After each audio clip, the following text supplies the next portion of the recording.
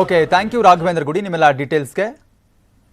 ಇನ್ನು ಕಾವೇರಿ ನೀರು ಹಂಚಿಕೆ ಸಂಬಂಧ ಇವತ್ತು CWMA ಮೀಟಿಂಗ್ ನಡೆಯಲಿದೆ. ತಮಿಳುನಾಡಿಗೆ ನಿತ್ಯ 5,000 ಕ್ಯೂಸೆಕ್ ನೀರು ಬಿಡಲು ಹೇಳಿದ್ದಂತ ವಿಚಾರಕ್ಕೆ ಸಂಬಂಧಪಟ್ಟಂತೆ ಇವತ್ತು ಮಧ್ಯಾಹ್ನ 2:30ಕ್ಕೆ ತಜ್ಞರು ಮತ್ತು ಅಧಿಕಾರಿಗಳು ಸಭೆಯನ್ನು ನಡೆಸಲಿದ್ದಾರೆ. ಸುಪ್ರೀಂ ಅಂತಿಮ ತೀರ್ಪಿನಂತೆ ವರ್ಷಕ್ಕೆ 177 TMC ನೀರು ಬಿಡಬೇಕು.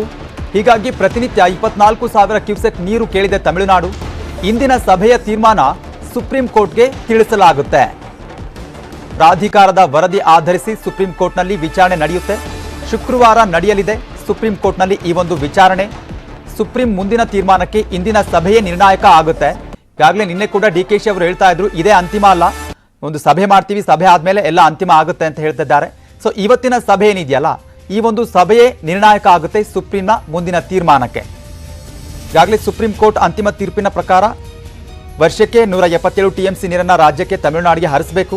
ಇನ್ನು ವಿಶೇಷವಾಗಿ ಜೂನ್, ಜುಲೈ, ಆಗಸ್ಟ್, ಸೆಪ್ಟೆಂಬರ್ ತಿಂಗಳಲ್ಲಿ ಹೆಚ್ಚಿನ ನೀರು ಬಿಡುಗಡೆ ಆಗಬೇಕು. ಈ ಹಿನ್ನೆಲೆಯಲ್ಲಿ ತಮಿಳುನಾಡು ಪ್ರತಿನಿತ್ಯ 24,000 ಕ್ಯೂಸೆಕ್ ನೀರು ಕೇಳಿತ್ತು. ಕರ್ನಾಟಕಕ್ಕೆ ನಿರ್ದೇಶನ ನೀಡುವಂತೆ ಈಗಾಗಲೇ ಕೋರ್ಟ್ನಲ್ಲಿ ಏನು ಅರ್ಜಿ ಸಲ್ಲಿಸಿದೆಯಲ್ಲ, ಅದು ಕೂಡ ಪ್ರಗತಿ ಹಂತದಲ್ಲಿದೆ.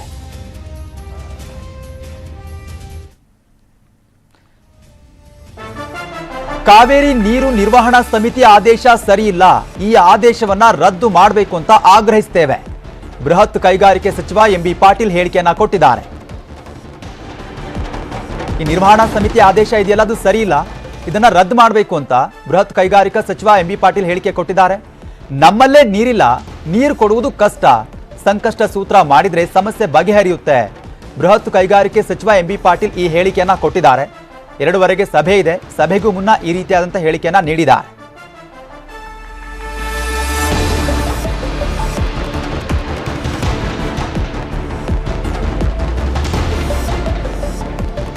ಆಗಸ್ಟ್ 10ರಂದು ಕಾವೇರಿ ನೀರು ನಿರ್ವಹಣಾ ಪ್ರಾಧಿಕಾರ ತಮಿಳುನಾಡಿಗೆ 10,000 ಕ್ಯೂಸೆಕ್ ನೀರು ಬಿಡುವಂತೆ ಆದೇಶ ನೀಡಿತ್ತು. ಆದರೆ ಆ ಆದೇಶವನ್ನು ವಿರೋಧಿಸಿ ಅವತ್ತು ನಡೆದಂಥ ಸಭೆಯಲ್ಲಿ ತಮಿಳುನಾಡು ಬಹಿಷ್ಕರಿಸಿತ್ತು. ನಾವು ಇದರಲ್ಲಿ ತಜ್ಞರಲ್ಲ, ಹೀಗಾಗಿ ಕಾವೇರಿ ಮ್ಯಾನೇಜ್ಮೆಂಟ್ ಅಥಾರಿಟಿ ಅತಿ ಶೀಘ್ರ ಇದನ್ನ ಏನು ಡಿಸ್ಟ್ರೆಸ್ ಫಾರ್ಮುಲಾ ಇದೆ, ಒಂದು ಡಿಸ್ಟ್ರೆಸ್ ಫಾರ್ಮುಲಾ ವೈಜ್ಞಾನಿಕವಾಗಿ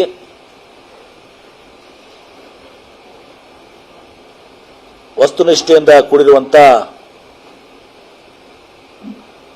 ಪ್ರಾಕ್ಟಿಕಲ್ ಆಗಿ ಇರುವಂತ ಒಂದು ಡಿಸ್ಟ್ರೆಸ್ ಫಾರ್ಮುಲಾನ ಎಲ್ಲ ತಜ್ಞರನ್ನ ತೆಗೆದುಕೊಂಡು ಹೋಗಿ 2 ರಾಜ್ಯಗಳನ್ನ ಭಾಗಿ ಮಾಡಿ, ರಿಪ್ರೆಸೆಂಟೇಟಿವ್ಸ್ ಕೂಡ ಭಾಗಿ ಮಾಡಿ ಒಂದು ಡಿಸ್ಟ್ರೆಸ್ ಫಾರ್ಮುಲಾ ಅಂತ ಏನಂತೀವಿ ನಾವು, ಸಂಕಷ್ಟ ಸೂತ್ರ, ಆ ಸಂಕಷ್ಟ ಸೂತ್ರವನ್ನ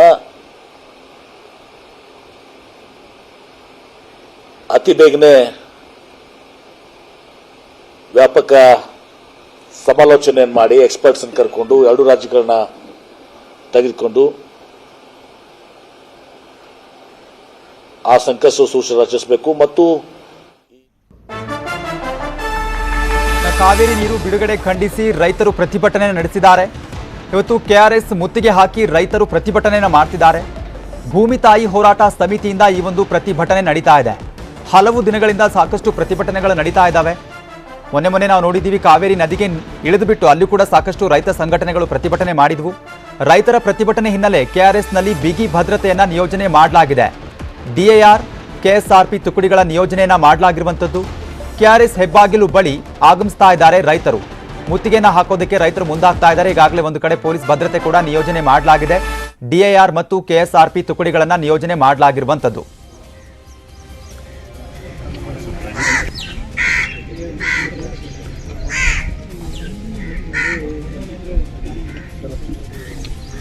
ಇದೇ ವಿಚಾರಕ್ಕೆ ಸಂಬಂಧಪಟ್ಟಂಗೆ ಮತ್ತಷ್ಟು ಮಾಹಿತಿಯನ್ನು ಪಡಿತಾ ಹೋಗೋಣ. ನಮ್ಮ ಪ್ರತಿನಿಧಿ ಸುನಿಲ್ ಫೋನ್ ಸಂಪರ್ಕದಲ್ಲಿ ಜಾಯ್ನ್ ಆಗಿದ್ದಾರೆ. ಸುನಿಲ್, ಬಹಳಷ್ಟು ದಿನಗಳಿಂದ ಪ್ರತಿಭಟನೆ ಅಂತೂ ನಡೀತಾನೆ ಇದೆ. ಇದಕ್ಕೆ ಅಂತಿಮವಾದಂತಹ ಉತ್ತರ ಸಿಗ್ತಾ ಇಲ್ಲ. ಇವತ್ತು ಸಭೆ ಇದೆ. ಸಭೆ ಆದ್ಮೇಲೆ ಏನೆಲ್ಲ ಡೆವಲಪ್ಮೆಂಟ್ ಆಗ್ಬೋದು, ಏನೆಲ್ಲ ಅಲ್ಲಿ ಡೆವಲಪ್ಮೆಂಟ್ ಆಗ್ತಾ ಇದೆ, ರೈತರಿಗಾಗಲೇ ಪ್ರತಿಭಟನೆ ಮುಂದುವರಿಸಿದ್ದಾರೆ ಹೇಗೆ ಅಂತ?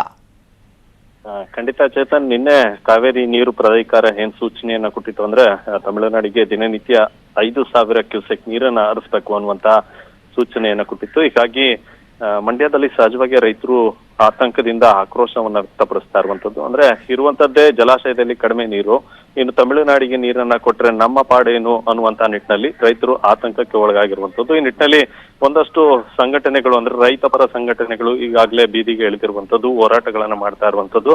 ಆ ನಿಟ್ಟಿನಲ್ಲಿ ಇವತ್ತು KRS ಜಲಾಶಯದ ಹೆಬ್ಬಾಗಿಲಿನ ಮುಂದೆ ಭೂಮಿ ತಾಯಿ ಹೋರಾಟ ಸಮಿತಿಯಿಂದ ಪ್ರತಿಭಟನೆ ನಡೀತಾ ಇದೆ. KRS ಮುತ್ತಿಗೆಯನ್ನ ಕೂಡ ಹಾಕ್ತೀವಿ ಅಂತ ಹೇಳ್ತಾ ಇದ್ದಾರೆ. ಈಗ ಸದ್ಯಕ್ಕೆ ಏನು ನ್ಯಾಯಾಧೀಕರಣವನ್ನ ವಿರೋಧಿಸಿ ಅಂದ್ರೆ ಕುರುಡು ನ್ಯಾಯಾಧೀಕರಣ ಅನ್ನುವಂತ ನಿಟ್ಟಿನಲ್ಲಿ ಕಣ್ಣಿಗೆ ಕಪ್ಪು ಬಟ್ಟೆಯನ್ನ ಕಟ್ಕೊಂಡು ಇಲ್ಲಿ ಪ್ರತಿಭಟನೆಯನ್ನ ಮಾಡ್ಲಾಗ್ತಾ ಇರುವಂತದ್ದು. ಇದ್ರ ಜೊತೆಗೆ ಕಾಂಗ್ರೆಸ್ ಸರ್ಕಾರದ ವಿರುದ್ಧ ರೈತರು ಆಕ್ರೋಶವನ್ನ ವ್ಯಕ್ತಪಡಿಸ್ತಾ ಇದ್ದಾರೆ. ಅದರಲ್ಲೂ ಕೂಡ ಮುಖ್ಯಮಂತ್ರಿ ಸಿದ್ದರಾಮಯ್ಯ ವಿರುದ್ಧ ಧಿಕ್ಕಾರಗಳನ್ನ ಕೂಗಿ ಆಕ್ರೋಶವನ್ನ ವ್ಯಕ್ತಪಡಿಸ್ತಾ ಇರುವಂತದ್ದು. ಈ ನಿಟ್ಟಿನಲ್ಲಿ ಯಾವುದೇ ಕಾರಣಕ್ಕೂ ತಮಿಳುನಾಡಿಗೆ ನೀರನ್ನ ಕೊಡೋದಕ್ಕೆ ಸಾಧ್ಯವಾಗಲ್ಲ, ನಮಗಿಲ್ದೇ ಇರುವಂತಹ ನೀರನ್ನ ಅವರಿಗೆ ಹೇಗೆ ಕೊಡ್ಲಿಕ್ಕೆ ಸಾಧ್ಯ ಅನ್ನುವಂತ ಪ್ರಶ್ನೆಯನ್ನ ಇಲ್ಲಿ ರೈತರು ಮಾಡ್ತಾ ಇರುವಂತದ್ದು. ಈ ನಿಟ್ಟಿನಲ್ಲಿ ಬಿಗಿ ಭದ್ರತೆಗಾಗಿ ಪೊಲೀಸರು ಕೂಡ ಅಂದ್ರೆ ಯಾವುದೇ ಅಹಿತಕರ ಘಟನೆಗಳು ನಡೀಬಾರ್ದು ಅನ್ನುವಂತ ನಿಟ್ಟಿನಲ್ಲಿ ಪೊಲೀಸರು ಕೂಡ ಮುಂಜಾಗ್ರತಾ ಕ್ರಮಗಳನ್ನ ತೆಗೆದುಕೊಂಡಿದ್ದಾರೆ. KSRP ಮತ್ತೆ DIR ತುಕಡಿಗಳನ್ನ ಕೂಡ ನಿಯೋಜನೆ ಮಾಡಿರುವಂತದ್ದು. KRS ಹೆಬ್ಬಾಗಿಲಿನಲ್ಲಿ ಬ್ಯಾರಿಕೇಡ್ಗಳನ್ನ ಹಾಕಿ ಭದ್ರತೆಯನ್ನ ಕೂಡ ಪೊಲೀಸರು ಕೊಟ್ಟಿರುವಂತದ್ದು. ರೈತರು ಕೂಡ ಮೊದಲಿಗೆ ಮೌನ ಪ್ರತಿಭಟನೆಯನ್ನ ಆರಂಭಿಸಿದ್ರು. ತದನಂತರ ಈಗ ಏನು ಕಣ್ಣಿಗೆ ಬಟ್ಟೆಯನ್ನ ಕಟ್ಕೊಂಡು ಆಕ್ರೋಶವನ್ನ ವ್ಯಕ್ತಪಡಿಸ್ತಾ ಇರುವಂತದ್ದು. ಚೇತನ್, ಎಷ್ಟು ಸಂಘಟನೆಗಳಿದೆ ಸುನಿಲ್ ಅಲ್ಲಿ? ಯಾಕಂತಂದ್ರೆ ಈಗ ಇಲ್ಲಿ ಇವಾಗ MB ಪಾಟೀಲ್ ಅವರು ಕೂಡ ಹೇಳಿಕೆ ಕೊಡ್ತಿದ್ರು, ನಮ್ಮ ಹತ್ರನೇ ನೀರಿಲ್ಲ, ಹೆಂಗ್ ಕೊಡೋಕ್ಕಾಗುತ್ತೆ, ಅದನ್ನ ವಿರೋಧ ಮಾಡ್ತಿದೀವಿ ಅಂತ ಹೇಳ್ಬಿಟ್ಟು ಹೇಳಿಕೆ ಕೊಟ್ಟರು. ಸೊ ಈಗ ರೈತರು ಕೂಡ ಒಂದ್ ಕಡೆ ಪ್ರತಿಭಟನೆ ಮುಂದುವರಿಸಿದ್ದಾರೆ. ಸೊ ಯಾವ್ಯಾವ ಬೇರೆ ಬೇರೆ ರೈತ ಸಂಘಟನೆಗಳಿದೆಯಾ ಹೇಗೆ ಅಲ್ಲಿ ಅಂತ? ಖಂಡಿತ ಚೇತನ್, ಇವತ್ತು ಮಂಡ್ಯದಲ್ಲಿ ಕರ್ನಾಟಕ ರಾಜ್ಯ ರೈತ ಸಂಘಟನೆ ಕೂಡ ಒಂದ್ ಕಡೆ ಬೆಂಗಳೂರು ಮೈಸೂರು ಹೆದ್ದಾರಿಯನ್ನ ತಡೆದು ಪ್ರತಿಭಟನೆಯನ್ನ ಮಾಡ್ತಾ ಇದೆ. ಮತ್ತೊಂದು ಕಡೆ ಭೂಮಿ ತಾಯಿ ಹೋರಾಟ ಸಮಿತಿ ಏನಿದೆ ಇದು KRS ಮುತ್ತಿಗೆಯನ್ನ ಹಾಕಿ ಆಕ್ರೋಶವನ್ನ ವ್ಯಕ್ತಪಡಿಸ್ತಾ ಇರುವಂತದ್ದು. ಇನ್ನು ಮತ್ತೊಂದು ಕಡೆ ಮೈಸೂರಿನಲ್ಲೂ ಕೂಡ ಕರ್ನಾಟಕ ರಾಜ್ಯ ರೈತ ಸಂಘಟನೆ ಪ್ರತಿಭಟನೆಯನ್ನ ಹಮ್ಮಿಕೊಂಡಿರುವಂತದ್ದು. ಅಂದ್ರೆ KRS ನೀರನ್ನು ತಮಿಳುನಾಡಿಗೆ ಏನ್ ಬಿಡ್ಬೇಕು ಅನ್ನುವಂತ ಸೂಚನೆ ಏನ್ ಬಂದಿದೆ, ಇದ್ರ ವಿರುದ್ಧವಾಗಿ ಮೈಸೂರಿನಲ್ಲೂ ಕೂಡ ಪ್ರತಿಭಟನೆಯನ್ನ ರೈತ ಸಂಘಟನೆಗಳು ಮಾಡ್ತಾ ಇರುವಂತದ್ದು. ಮಂಡ್ಯದ ಶ್ರೀರಂಗಪಟ್ಟಣದಲ್ಲಿ ಬೆಂಗಳೂರು ಮೈಸೂರು ರಾಷ್ಟ್ರೀಯ ಹೆದ್ದಾರಿಯನ್ನ ಕೂಡ ತಡೆದು ಪ್ರತಿಭಟನೆಯನ್ನ ಮಾಡ್ತೀವಿ ಅನ್ನುವಂತ ಮಾತನ್ನ ರೈತರು ಈಗಾಗಲೇ ಹೇಳಿರುವಂತದ್ದು. ಇದರ ಜೊತೆಗೆ KRS ನಲ್ಲೂ ಕೂಡ ಪ್ರತಿಭಟನೆ ನಡೀತಾ ಇರುವಂತದ್ದು. ಓಕೆ, ಥ್ಯಾಂಕ್ ಯು ಸುನಿಲ್ ನಿಮ್ಮೆಲ್ಲ ಡೀಟೇಲ್ಸ್ಗೆ.